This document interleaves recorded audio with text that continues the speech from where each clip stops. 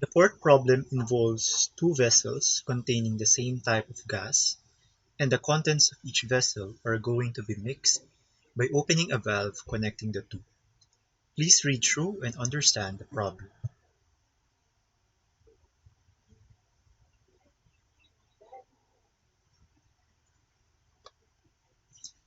We can visualize the problem using the following setup. The volume of tank A is 1 cubic meter. It contains air at a temperature of 298 Kelvin and at a pressure of 500 kilopascals. Tank B, on the other hand, contains 5 kilograms of air at a temperature of 308 Kelvin and at a pressure of 200 kilopascals. Once completely mixed, the temperature of the air inside the two vessels reaches 293 Kelvin. Given this information, we must find the volume of tank B and the equilibrium pressure of the mixture. From the given information, we can immediately compute for the volume of tank B by substituting the values of all the parameters for the condition in tank B prior to the mixing process. We will now get 2.21 cubic meters for the volume of tank B.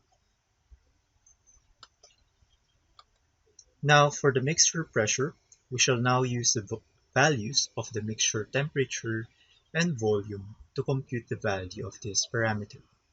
However, the problem does not specify the volume and the mass of the mixture.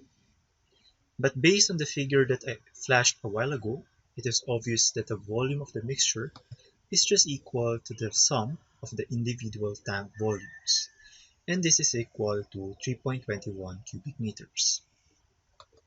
Also, the mass of the mixture is just equal to the sum of the masses of the air contained in each tank. We are given the mass inside tank B. However, for the mass of air inside tank A, we still need to compute for it using the equation of state of ideal gases. Using the pressure, temperature, and volume of tank A prior to the mixing process, we can compute for the mass inside tank A to be equal to 5.84 kilograms. Now we've computed for the mass inside tank A, we can now compute the total mass of the mixture, and finally for the mixture pressure, which is equal to 284.1 kilopascals.